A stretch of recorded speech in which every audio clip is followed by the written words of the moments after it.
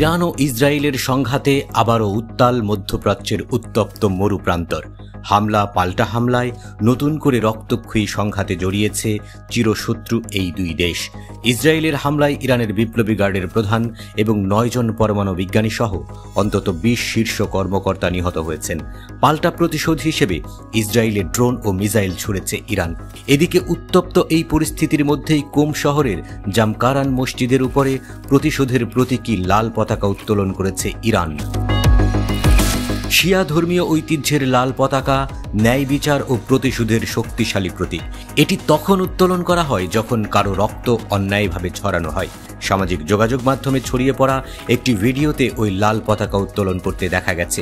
শত শত মানুষ কোম শহরের মসজিদ প্রাঙ্গণে জড়ো হয়ে ইসরায়েল বিরোধী স্লোগান দেয় এবং প্রতিশোধের দাবি জানায়। অনেকেই ইরানের জাতীয় পতাকা হাতে নিয়ে কঠিন শাস্তি চাই বলে দাবি করে। তেহরান থেকে প্রায় 140 কিলোমিটার দক্ষিণে অবস্থিত কোম ইরানের অন্যতম পবিত্র শহর। বরাবরই জাতীয় শোক ও প্রতীকী ঘটনার কেন্দ্রবিন্দু হিসেবে শহরটি বিবেচিত হয়ে আসছে। এর আগেও বেশ কয়েকবার কোম শহরের জামকারান মসজিদে লাল পতাকা উত্তোলন করা হয়েছে। 2024 সালে হামাস নেতা ইসমাইল হানিয়া হত্যা এবং 2020 সালে ইরানের বিপ্লবী গার্ডের জেনারেল কাসেম সুলাইমানিকে হত্যার পর সেখানে লাল পতাকা উত্তোলন করা হয়। শুক্রবার ভোর 4টার দিকে রাজধানী তেহরান সহ ইরানের 8টি শহরে বড় বিমান থেকে হামলা চালায় ইসরায়েলের বিমান বাহিনী। ইরানের পরমাণু প্রকল্প ও সামরিক বাহিনীর সঙ্গে সংশ্লিষ্ট অন্তত 100 স্থাপনায় হামলা চালায় দখলদাররা। এই হামলায় ইরানের সশস্ত্র বাহিনীর প্রধান মোহাম্মদ বাঘেরি, রেভলিউশনারি গার্ডসের প্রধান হোসেন সালামি এবং শীর্ষ সামরিক উপদেষ্টা আলী শামখানি নিহত হন। সফল এই হামলার পর ইসরায়েল দাবি করে তেহরান যাতে পারমাণবিক অস্ত্র তৈরি করতে না পারে তা নিশ্চিত করতেই এই দীর্ঘমেয়াদী অভিযানের শুরু হিসেবে এই হামলা চালানো হয়েছে।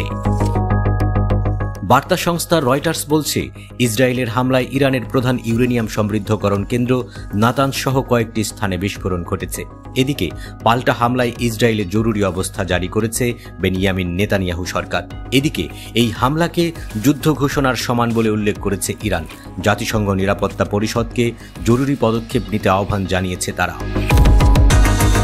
ইরানে ইসরায়েলের এই হামলা এমন এক সময়ে হলো যখন ওমানে যুক্তরাষ্ট্র ও ইরানের মধ্যে পরমাণু চুক্তি নিয়ে আলোচনা হওয়ার কথা। রবিবার ওমানে যুক্তরাষ্ট্র ও ইরানের আলোচনা হওয়ার আগেই ইসরায়েলের হামলার বিষয়টি তেলে ঘি ঢালার মতো অবস্থা হলো। এর মাধ্যমে যুক্তরাষ্ট্র ও ইরানের মধ্যকার পরমাণু চুক্তি অনেকটাই কঠিন হয়ে পড়ল বলে মনে করছেন অনেকেই।